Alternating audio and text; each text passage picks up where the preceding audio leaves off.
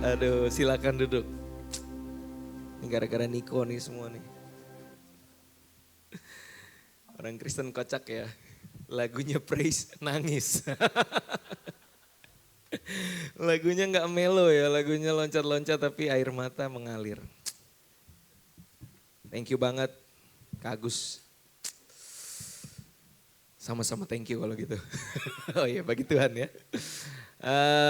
Aku enjoy banget buat praise and worship dari awal sampai akhir. Tepuk tangan dulu buat Tuhan yang telah memakai teman-teman dari praise and worship yang sangat memberkati kita semua.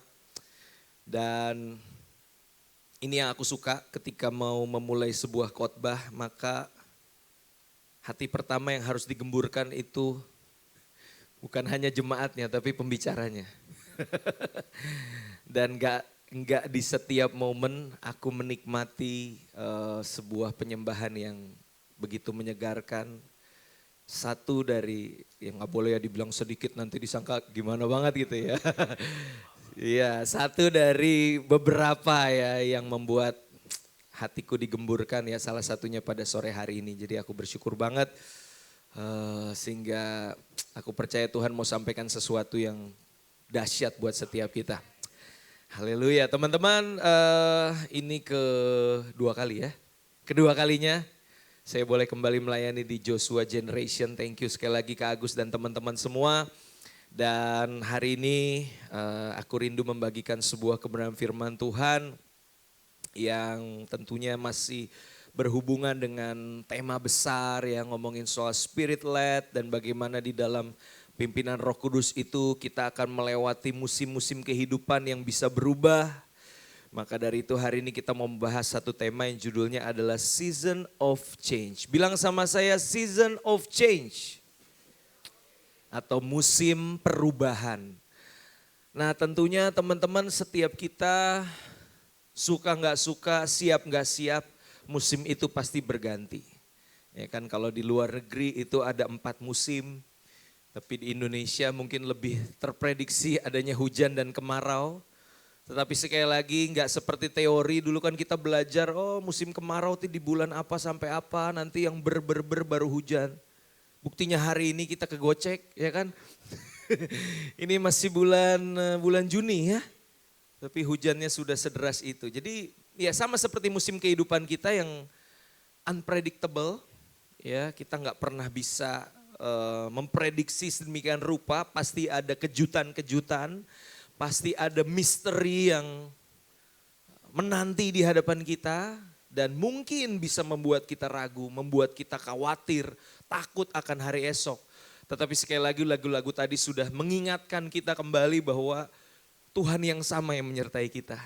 Ya, itu yang menjadi solid ground, itu yang menjadi fondasi yang kuat untuk kita melangkah di dalam season of change.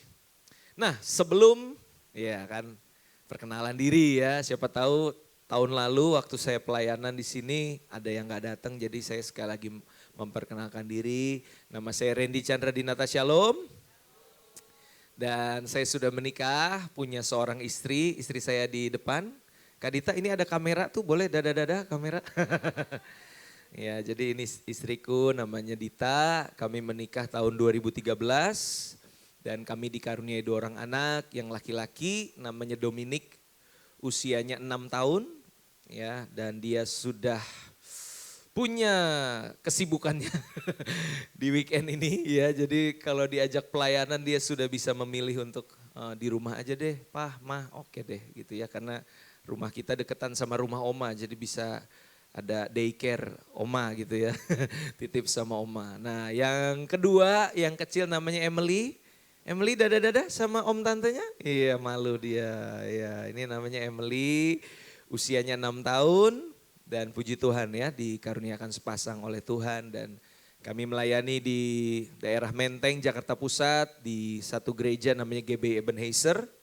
Dan saya di sana dipercaya untuk melayani generasi muda selama beberapa tahun, dan 3-4 tahun terakhir mulai dipercaya juga untuk melayani dewasa muda ya, usia single profesional maupun juga pasangan-pasangan muda ya, mungkin karena Pak Gembala sudah melihat usia saya juga semakin bertambah ya, jadi harus dipersiapkan dengan challenge yang baru. Yaitu salah satu ya, musim yang baru dalam kehidupan kita dan kita siap nggak siap, mau nggak mau kita harus melangkah bersama dengan Tuhan. Nah, kita akan siap untuk mendengarkan firman Tuhan. Bicara tentang season of change, maka teman-teman harus tahu satu hal ya, di dalam waktu kehidupan kita mengenal dua istilah dalam bahasa Yunani. Yang pertama adalah kronos, bilang sama saya kronos. Yang kedua adalah kairos. Kronos dan kairos. Tentunya dua hal ini adalah bicara tentang waktu kehidupan. Tetapi ada yang membedakan antara kronos dengan kairos. Dari kata kronos di situ ada kata kronologi, ya. Jadi ada urutan kejadian. Dan tentunya ini adalah sesuatu yang teman-teman semua akan alami dalam kehidupan. Waktu yang berlangsung dalam kehidupan yang sifatnya itu rutin, berurutan dan sehari-hari. Kadang terasanya itu monoton, begitu-begitu saja. Ya kan, apalagi yang kerja kantor 9 to 5, nggak bisa WFH, harus ke kantor. Wah, itu rutinitasnya Senin sampai Jumat ya seperti itu, teman-teman. Dan akhirnya apa? Orang kadang menyepelekan kronos ini. Mereka pikir ya elah gini-gini doang. Gue pengennya, gue expect-nya langsung jeder, yang langsung viral, langsung dipercaya yang besar sama Tuhan. Tetapi perhatikan teman-teman bahwa kronos inilah yang sebenarnya menentukan ketika kairos itu datang, apakah kita bisa menangkap momentum itu. Dan akhirnya kita mengalami perubahan. Ya, makanya tadi aku suka banget Niko bilang berkali-kali bahwa ini adalah satu momen perubahan dalam hidup. Aku percaya ibadah kita pada malam minggu ya, belum malam minggu ini apa ini namanya ya, sore minggu ya. Ini adalah sebuah kairos, amin. Bukan sekedar kronos tapi kairos. Di mana ini adalah momentum teman-teman bisa ngalamin encounter dengan Tuhan. Dan hidupmu pasti diubahkan. Nah masalahnya gini teman-teman ya, karena kronos yang dianggap sepele akhirnya kita menjadi gagal menangkap kairos. Maka dari itu dibutuhkan ketekunan, dibutuhkan konsistensi untuk menjalani kronos itu. Sembari apa? Kita menantikan perubahan yang lebih baik dalam kehidupan. Ya tentunya gak ada orang yang berdoa Tuhan, kasih aku musim paling sulit dalam hidup saya. Waduh nantangin Tuhan gitu ya. Waduh saya sih belum berani doa kayak gitu.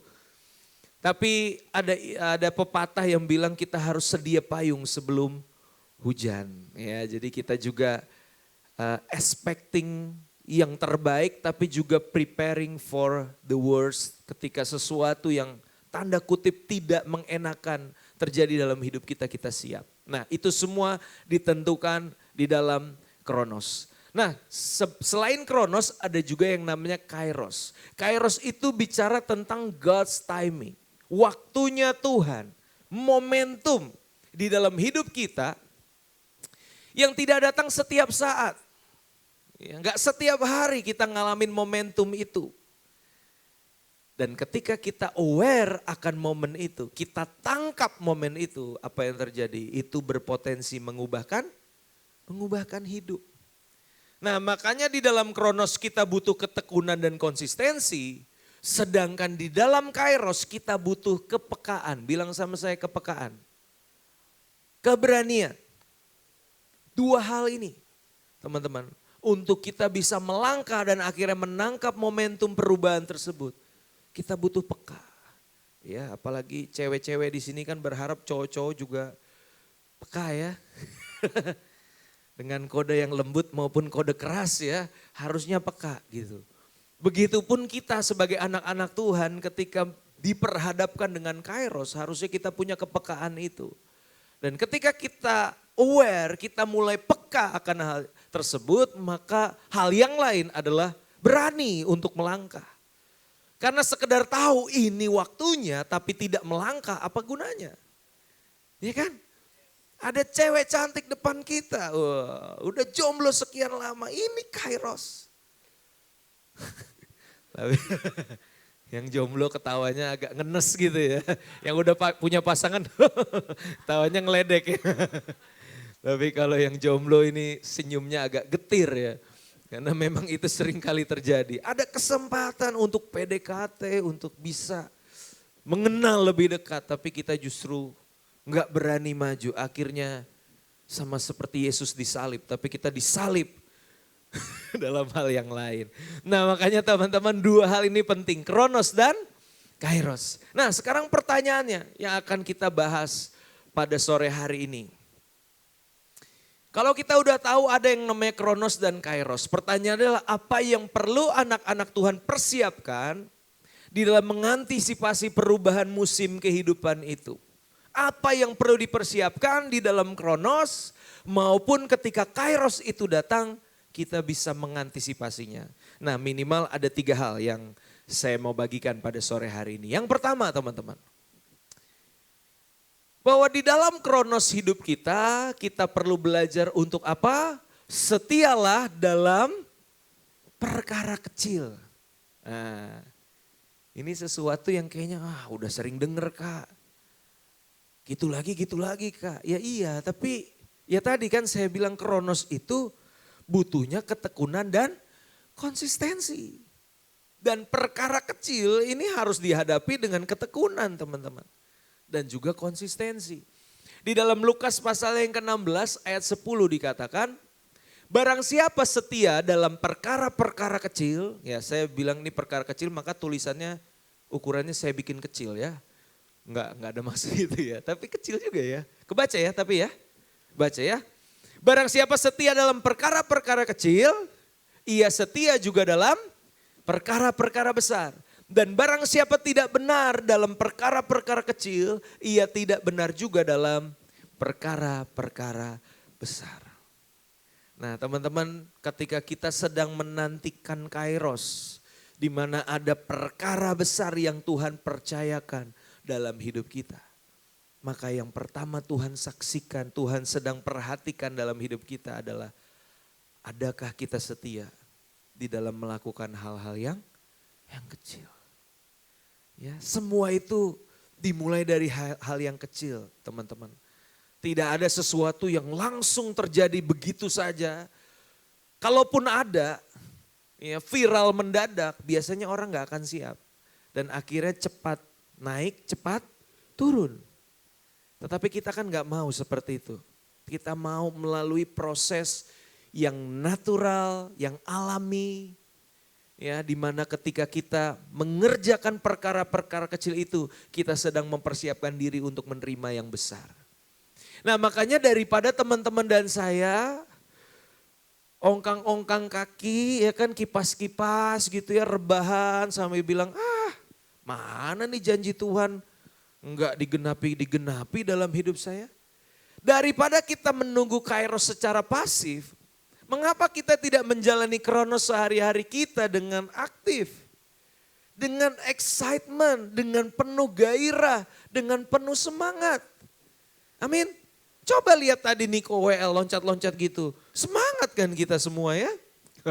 Sekarang pegang kamera. Lu maunya apa sih? Dia multitasking ya, luar biasa ya buat Tuhan. Jadi teman-teman, ya gak sih daripada kita menjalani hidup dengan penuh beban ya, penuh dengan perasaan yang gak damai. Mana nih? Apalagi kita mulai scroll IG tetangga. Iya kan? Enak banget dia dipromosi, enak banget. Udah punya pacar baru, mobil listrik. Apalah semua disebutin ya kan? Daripada seperti itu teman-teman, yuk apa yang ada di hadapan kita hari ini. Jalani dengan aktif dan penuh semangat.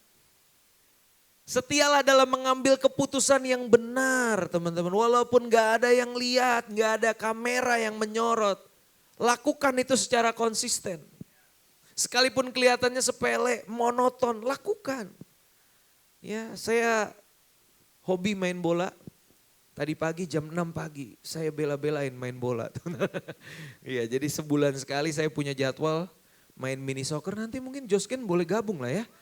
Iya, tapi jam 6 pagi siap ya. Oh, jam 5. Oh, doa pagi dulu. Oke, siap. Iya, karena waktu agak susah Sabtu Minggu ya kan. Akhirnya kalau di sore gitu nggak ada waktu, pagi lah akhirnya kita ambil waktu di situ. Nah, anyway, bukan mau ngomongin itu sebenarnya, tapi saya tuh tertarik ya ketika ngomongin sepak bola, saya selalu teringat satu GOAT atau greatest of all time, namanya Cristiano Ronaldo. Wah ya, ada tim Ronaldo di sini? Wah ada ya, saya sebenarnya tim Messi sih. Iya, tapi ya apa boleh buat lah, karena contohnya paling bagus Ronaldo di sini ya. Jadi Ronaldo itu teman-teman, saya baca artikel, saya dengar interviewnya, dia itu luar biasa. Khususnya ketika dia mempersiapkan diri menjelang pertandingan, dia akan berlatih. Dan kalau latihan itu ibaratnya teman-temannya, di mana sih dia sekarang? Al Nassr ya. Di Al Nassr. Dia latihannya jam 7 pagi, Ronaldo tuh udah datang duluan. Ya kan, ngapain dia? Doa keliling. Oh. Tanah Arab bagi kemuliaan Tuhan. Oh gitu. Oh enggak, itu Ronaldo yang lain ya. Ya, dia latihan lah ya, dari pagi dia udah mulai latihan. Waktu teman-temannya datang, latihan bersama. Dan selesai berlatih teman-temannya bubar, dia masih latihan. Maka gak heran hari ini usianya sudah 40-an tahun tapi permainannya masih boleh diadu sama yang muda-muda gitu. Dan itu terjadi bukan secara instan teman-teman. Tapi lewatin sebuah proses yang kelihatannya sepele, monoton. Ya kan, dia istirahatnya cukup, jaga pola makan dan sebagainya. Nah, itulah yang membuat Ronaldo bisa sehebat itu. Dan saya percaya ini pun berlaku bagi setiap kita teman-teman. Ya, di mana ketika kita belajar menabur keputusan-keputusan yang benar di dalam hidup, maka kita akan menuai kebiasaan-kebiasaan yang benar. Menabur kebiasaan yang benar, kita akan menuai karakter yang benar. Dan ketika kita menabur karakter yang benar, kita akan menuai gaya hidup anak Allah. Amin teman-teman. So hal-hal sepele, tapi lakukan itu karena Tuhan yang suruh. Karena itu kehendak Tuhan dalam hidup kita. Belajar taat dalam hal-hal yang kecil. Contoh Daud, ya. Tadi contohnya kurang biblikal Kak. Oke, saya pakai yang Alkitab. Daud, teman-teman tahu ya, seorang Daud yang masa remajanya tidak dianggap, tidak ada yang memperhatikan dia. Bahkan bapaknya sendiri si Isai itu sampai lupa bahwa dia punya anak Daud. Ketika Samuel datang, dia berusaha mengurapi anak-anak Isai. Yang ganteng, six pack, tentara semua lewat. Sampai akhirnya Samuel bingung, mana nih yang dijanjikan Tuhan untuk diurapi. Dia tanyalah sama Isai, Isai bukan sayang ya, ngeri juga tuh. Isai, anak lu udah semua nih. Kok Tuhan belum ngasih tanda untuk mengurapi anak tersebut? Barulah Isai teriak, saya baru ingat ada satu lagi tapi dia mah masih kemerah-merahan mukanya, masih cupu, dia gak mungkin deh pilihan Tuhan. Tapi ternyata yang tidak diperhatikan manusia itu diperhatikan Tuhan. Ya, dan singkat cerita Samuel mengurapi dia sebagai raja. Dan tahukah teman-teman apa yang dilakukan Daud selama itu? Dia ngangon domba yang jumlahnya tidak banyak. Dan bisa saja Daud ketika lagi ngangon domba, dia bisa ngomong gini sama Tuhan, enak banget ya jadi koko-koko gua udah pada perang semua. Gua di sini doang, nggak ada kerjaan begini cuma ngangon. Bisa loh dia mengeluh. Tapi justru dia memilih untuk ngapain? Dia memuji Tuhan. Dia bermain kecapi sambil memuji Tuhan. Dan siapa yang pernah menyangka bahwa permainan kecapi Daud di tengah padang rumput tidak ada orang yang melihat, tidak ada kamera, dia nggak lagi ngonten tuh ya by the way. Dia bikin konten gitu, enggak. Tapi ketika Saul lagi susah hati, dia bilang siapa yang bisa menghibur saya, teringatlah anak buahnya terhadap Daud. Dan dia bilang itu tuh anak Isai, dia bisa main kecapi. Dari sana dibawa ke istana Saul. Ya. Dan berikutnya apa? Daud sama dia berjuang melawan binatang buas, melawan singa, melawan beruang. Dan saat itu belum ada TikTok. Coba ada TikTok viral. Anak remaja mengalahkan singa dan beruang. Wah, pasti viral. Nggak ada yang lihat. Tapi ternyata perjuangan Daud melawan binatang buas untuk mempertahankan kawanan domba yang tidak banyak. Itu adalah latihan, sebuah persiapan sampai akhirnya Daud itu mengalahkan raksasa Filistin. Bernama Goliat. Nah saya percaya teman-teman pengennya langsung Goliat. Padahal masih ada singa dan beruang. Wah, lebih ngeri lagi tuh kayaknya. Cuma itu persiapannya loh guys. Itu persiapannya teman-teman. Dan sampai akhirnya Daud ngangonin domba yang jumlahnya gak banyak. Itu juga persiapan.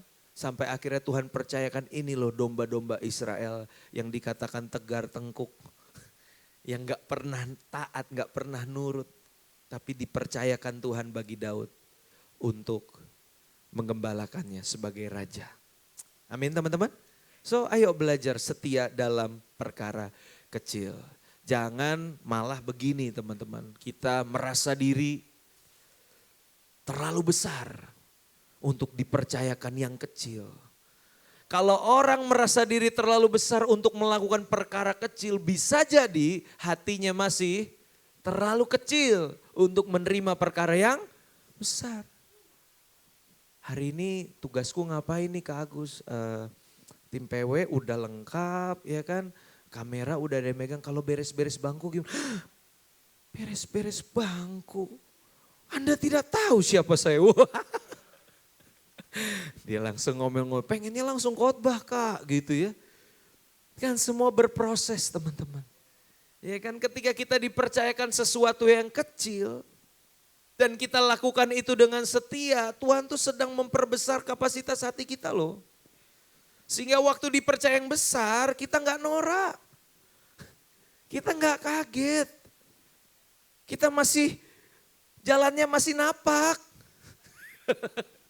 Banyak yang dipercaya besar, akhirnya apa? Melayang-layang. Di sini sih semua sudah dipulihkan lewat camp kemarin ya. Masuk ya, puji Tuhan. Nah, makanya teman-teman belajarlah, lakukan perkara kecil yang ada di hadapanmu. Tapi apa? Dengan hati yang besar. Sekalipun kelihatannya sepele, sekalipun kelihatannya tidak mendapatkan spotlight. Tapi lakukanlah itu dengan hati yang besar. Seperti apa itu hati yang besar? Jaga ketulusan. Ya, tulus aja. Kalau orang tulus itu nothing tulus. Iya gak sih? Banyak orang pengen cari sesuatu bagi dirinya. Karena apa? Ya itu. Ada udang di balik bakwan. Nah udah tahu nih pasti lapar nih jam-jam segini ya kan. Nyemil nih. Iya kan? Tapi kalau tulus artinya nothing tulus. Jangan hitung-hitungan. Seringkali kita itu punya orientasi udah untung dan rugi. Di dalam pelayanan dipercayakan sesuatu, pertanyaan langsung terus benefitnya apa buat saya? Terus saya dapat apa? Jangan hitung-hitungan. Tuhan aja gak pernah hitung-hitungan kan sama kita. Coba dihitungin semua tuh oksigen yang lo hirup, kelar kita. Kasih yang terbaik, jangan setengah-setengah, jangan setengah hati. Ya kan kadang ketulusan kita, sesuatu yang excellent yang keluar dari dalam diri kita itu ditentukan dari situasi dan kondisi. Wah kalau orang gak menghargai saya ngapain kasih yang terbaik, toh gini-gini doang. Tapi ingat semuanya balik lagi untuk Tuhan. Ya, jadi gak usah kejar validasi, capek loh. Mengejar validasi dari manusia. Ya tadi identitas tadi si Abes? Bes, validasi bukan dari manusia, amin? Dari Tuhan. Ya itu cukup. Jangan dikuasai ambisi. Nah hati-hati nih guys, kita harus bedakan nanti ya antara visi dengan ambisi. Ya karena ambisi yang berlebihan akhirnya kita menghalalkan segala cara untuk meraih perkara besar itu. Tetapi pastikan engkau lakukan sesuatu dengan hati yang tulus, dengan persembahan yang terbaik. Karena engkau tahu itulah yang dikenan oleh Tuhan. Dan engkau akhirnya dipercaya oleh Tuhan. Ya, lakukan perkara kecil dengan hati yang besar, maka perkara besar yang akan mengejar kita. Percaya? Amin, puji Tuhan. Yang kedua teman-teman. Poin 1 aja udah lama banget gue ya, aduh. Yang kedua, nah ini loh, udah setia dalam Kronos, maka Tuhan percayakan Kairos. Dan waktu Kairos itu datang, poin nomor 2 bicara siap melangkah keluar saat momentum itu datang. Ya, kisah tentang Petrus yang berjalan di atas air. Matius 14 ayat 28 sampai 29. Ketika itu murid-murid di tengah badai yang besar di dalam perahu mereka. Lalu ada orang berjalan di tengah laut itu. Mereka bilang, itu hantu. Padahal Petrus bisa melihat itu bukan hantu. Karena Yesus bilang, jangan takut, ini aku. Lalu Petrus si paling inisiatif berlebih, ya kan? Dia langsung bilang, Tuhan, apabila engkau itu, suruhlah aku datang kepadamu berjalan di atas air. Yang lain pada ketakutan, Petrus bisa lihat, ini momentum nih, gue pengen lihat nih, gue pengen buktiin bener gak dia Tuhan. Dan dia challenge Tuhan, ayo Tuhan, suruh aku datang kepadamu. Kata Yesus apa? Datanglah. Maka Petrus turun dari perahu dan berjalan di atas air mendapatkan Yesus. Walaupun kita baca setelahnya imannya goyah karena angin yang keras berhembus. Tetapi dalam hal ini teman-teman perhatikan murid-murid yang lain gak nangkep Kairos itu. Tapi Petrus bisa menangkapnya. Ya, nah maka dari itu kepekaan itu penting teman-teman. Karena di dalam hidup ini Tuhan pasti sudah menyediakan Kairos bagi kita. Dan seringkali Kairos itu muncul gak selalu hal-hal yang kelihatannya baik pada awalnya. Tuhan bisa hadirkan yang namanya disrupsi. Pernah dengar istilah itu? Di masa COVID semua pasti mendengar ya. Sebuah perubahan yang signifikan, perubahan yang mendadak dalam kehidupan. Baik itu secara personal maupun komunal. Ya, personal dalam hal ini bisa jadi ketika kita gagal di dalam usaha, ketika kita ditinggal pas lagi sayang-sayangnya, itu disrupsi loh, lokal. Iya, apalagi ditinggal orang yang dikasihi berpulang ke rumah Bapa, itu pasti disrupsi teman-teman. Tuhan hadirkan itu bahkan secara komunal ya, pandemi dan sebagainya. Nah pertanyaannya saat momentum itu datang di dalam disrupsi tadi, apakah kita cukup punya kepekaan dan keberanian untuk melangkah keluar? Saya ingat betul awal-awal COVID, kita mau go online itu pun masih pro dan kontra. Februari 2020 masuk ke Maret, gereja berdebat, apakah ibadah online itu Alkitabiah? Wah ya kan, sampai akhirnya PPKM, PSBB dan PP yang lain lah, nggak tahu lah, banyak itu. Akhirnya memaksa gereja untuk go digital, go online. Ya, dan kita mulai belajar tuh, ya kan Kak Agus pertama kali khotbah di depan kamera, awkward banget. Ini gue khotbah kamera kagak nyaut, kagak berekspresi. Perasaan gue udah 10 kali khotbah kagak tobat-tobat itu kamera. Ya kan? Tapi lama-kelamaan terbiasa. Apalagi waktu itu sama Niko di Pijar TV ya kan Niko. Wah, sambil disorot kamera akhirnya mulai terbiasa. Tapi kalau kita nggak berani melangkah keluar dari kenyamanan kita, aku rasa nggak akan bisa kita go digital teman-teman. Ya, makanya ayo belajar di balik setiap disrupsi itu pasti ada istilahnya tuh blessing in disguise. Ya, ada berkat. Dan kita harus bisa menangkap itu teman-teman. Ada kepekaan dan keberanian. Ya, karena pastinya tidak ada pertumbuhan di tengah kenyamanan. Makanya kita perlu menangkap momentum nih, kepotong ini waktu lagi. Jadi saya baca di sini. Menangkap momentum itu artinya kita berani melangkah keluar dari zona nyaman. From comfort zone to faith zone. Dari zona nyaman ke zona iman. Ya, siap beradaptasi dan berkorban. Even berkorban loh. Gak mungkin kita achieve sesuatu yang besar tapi gak mau berkorban. Gak bisa. Pasti ada harga yang harus dibayar. Siap beradaptasi dan berkorban di tengah perubahan dan transisi yang ada. Ya, saya ingat betul 2017-2018 itu belum ada mungkin yang pelayanan di sosmed itu enggak serame sekarang. Saya ngikutin jejak kakak ipar saya, Pastor Kristo, ya kan. Christopher Tapiheru mulai melayani di sosmed, di Instagram gitu ya. Dan awal mula pelayanan di situ, wah yang nyinyir banyak. Dia bilang, oh dasar Pastorgram. Pastorgram tuh bukan pujian sebenarnya. Awalnya tuh nyinyiran. Dia bilang, pastor kok di sosmed, dunia nyata dong. Belum tahu aja dia kan. Wah sombong, enggak ya bukan gitu maksudnya. Ayo dong katanya Pastorgram gitu-gitu kan. Sampai akhirnya ya masuk COVID, masa pandemi kita sudah terbiasa dengan itu semua, ya kan? Maka saya suka istilahnya itu semua akan Pastorgram pada waktunya. Ya kan? Karena go digital akhirnya ya beramai-ramailah kita melayani di sosmed dan saya percaya itu ada maksud dan tujuan Tuhan.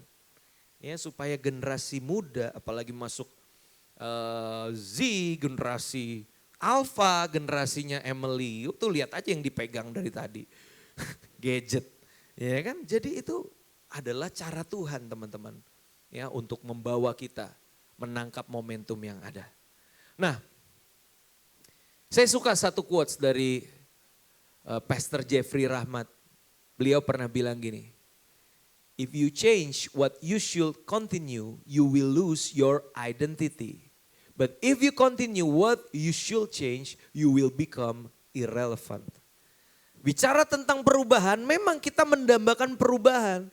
Tapi enggak semua hal dalam hidup ini harus dirubah. Kalau sudah ada karakter yang baik, nilai-nilai yang baik, kenapa harus dirubah? Nah disinilah kita dikasih hikmat sama Tuhan untuk mengubah apa yang perlu diubah dan mempertahankan apa yang perlu dipertahankan. Ya, dan disinilah identitas kita harus kenal baik siapa diri kita. Tetaplah rendah hati, jaga integritas. Ya, dan ini nggak boleh dirubah teman-teman. Gali, temukan keotentikanmu. Ya, saya mulai bisa menangkap spirit di tengah-tengah Josgen gitu ya. Di dalam praise and worship-nya, di dalam fellowship-nya ya. Sweet banget, aku suka banget ya dengan ya tepuk tangan dong buat Tuhan. Ya aku terberkati banget dengan keberadaan komunitas ini. Dan itu identitas yang gak boleh dirubah. Pertahankan karena itu keotentikan dari komunitas ini. Ya gali, temukan dan jangan bangga jadi orang lain. Karena zaman sekarang cari referensi banyak. Apalagi istilahnya tuh ATM, amati tiru modifikasi ya kan. Akhirnya kita kebablasan semua tuh serba ngikutin orang. Saya mau ambil sebuah quotes bukan dari pendeta tapi dari seorang stand up comedian namanya Panji Pragiwaksono. Panji pernah bilang gini, sedikit lebih beda itu lebih baik dari sedikit lebih baik. Saya ulang lagi ya. Sedikit lebih beda itu lebih baik dari sedikit lebih baik. Kalau kita ngikutin orang, kita jadi mirip sama dia, 11, 12, dia 12, kita 11. Karena kita ngikutin, dia perintisnya, ya kan? Tapi kalau kita, ya boleh ambil referensi, tapi ingat gali ke dalam. Temukan keunikan, kekhasan dari dirimu masing-masing. Gali itu, kembangkan itu, jadi beda. Dan dunia yang sudah bosan dengan warna yang sama, melihat perbedaan itu pasti lebih, oh asik nih beda nih gitu. Ya, saya percaya semua diciptakan unik. Ya, jadi temukan itu dalam diri masing-masing. Tetapi sebaliknya kalau kita meneruskan apa yang harus diubah, maka kita menjadi tidak relevan. Ada istilah dari seorang filsuf namanya Herakleitos, dibilang nothing endures but change. Tidak ada yang bertahan selain perubahan. Maka marilah teman-teman peka terhadap musim kehidupan yang berubah. Nanti kalau bicara lebih jauh ngomongin soal regenerasi, soal bagaimana kita menyesuaikan cara pelayanan kita dengan keadaan generasi hari ini. Tapi kita nggak akan bisa banyak bahas tentang itu. Ya, yang jelas kita harus teguh dalam apa yang menjadi esensi, namun fleksibel dalam cara dan metode. Ya, itu kunci penting teman-teman untuk tetap relevan. Tetap beritakan Injil, beritakan kebenaran tapi dengan cara yang relevan. Itu yang kedua teman-teman. Yang ketiga, yang terakhir. Nah, pada akhirnya memang waktu itu milik Tuhan teman-teman. Baik Kronos maupun Kairos itu adalah kedaulatan Tuhan. Maka bagian kita adalah berserah sepenuhnya dan bersyukur kepada Tuhan. Ya, nggak bisa nggak bersyukur. Dengan segala musim yang sedang kau lalui, belajarlah mengucap syukur. Di dalam Pengkhotbah 3 ayat 11 dikatakan, ia membuat segala sesuatu indah pada waktunya. Bahkan ia memberikan kekekalan dalam hati mereka, tetapi manusia tidak dapat menyelami pekerjaan yang dilakukan Allah dari awal sampai akhir. Unpredictable, misteri. Itulah sebabnya kita bergantung sepenuhnya kepada Dia. Mengandalkan Dia saja. Karena kekuatan kita terbatas, pengalaman kita bisa mengecewakan. Tetapi hanya Tuhan yang bisa diandalkan. Kairos ada dalam kedaulatannya. Ya, jadi kita nggak bisa selami itu, prediksi itu. Tetapi yang harus kita lakukan adalah bagian kita. Apa tadi? Setia dalam perkara kecil, berani melangkah keluar dari comfort zone. Sisanya maka kita belajar berserah kepada Tuhan. Gampang apa susah berserah? Gampang-gampang? Susah. Ya, makanya kita belajar sama-sama. Setiap saat ayo serahkan segala kekhawatiran kita kepada Tuhan. Di dalam 1 Petrus 5 ayat yang ke-7. Saya boleh undang pemain musik maju ke depan.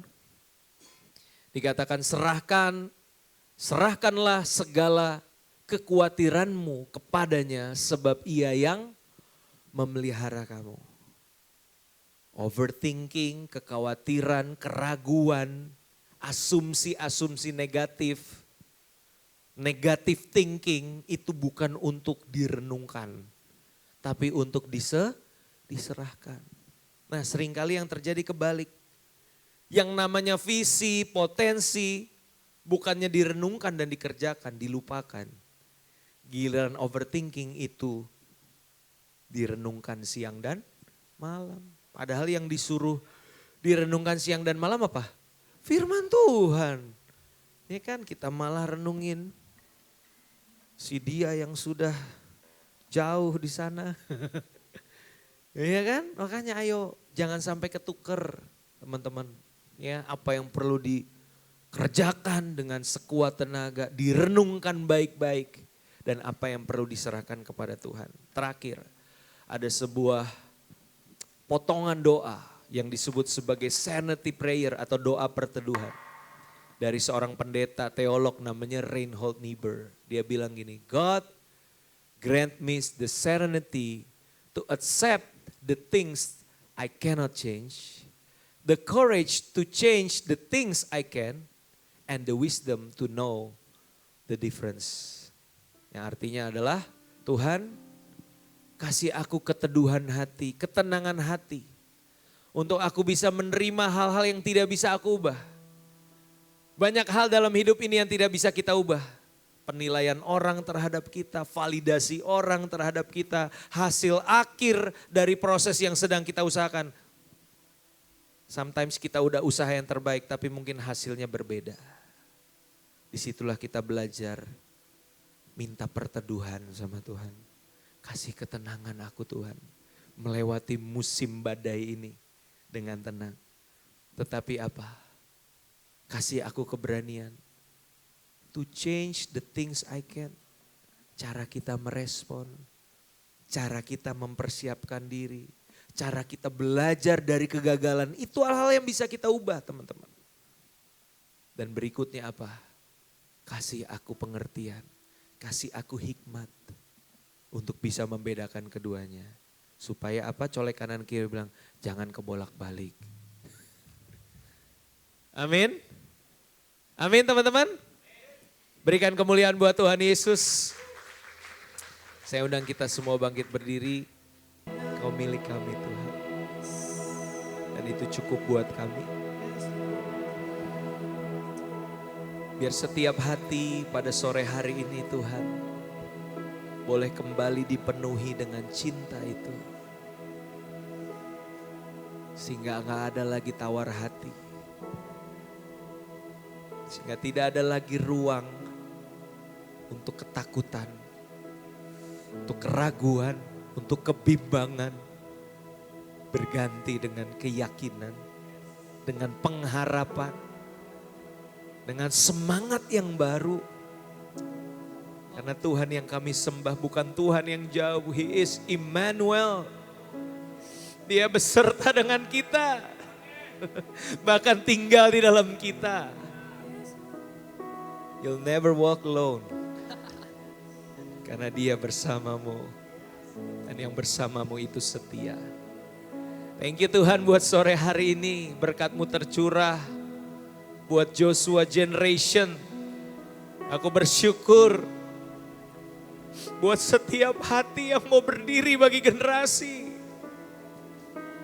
Through every season. Thank you buat Kak Agus dan istri. I believe Lord, rancangan-Mu dahsyat.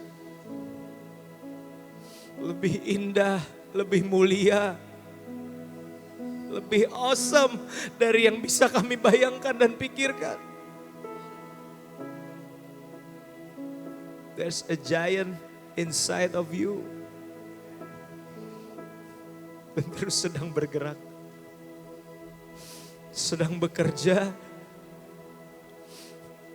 Yang manusia mungkin gak lihat Tuhan perhatikan. He is here. He is delighted over you. Manis didengar Tuhan. Indah di mata Tuhan. Lanjutkan apa yang harus dilanjutkan nak. Tuhan berkenan. Tuhan bekerja. Dan akan ada banyak terobosan yang Tuhan akan kerjakan. Bersiaplah. Season yang baru. Spirit led. Kemanapun Tuhan panggil, kami ikut. Manapun roh membawa kami nurut. Kami milik-Mu Tuhan. Berkati semua yang hadir.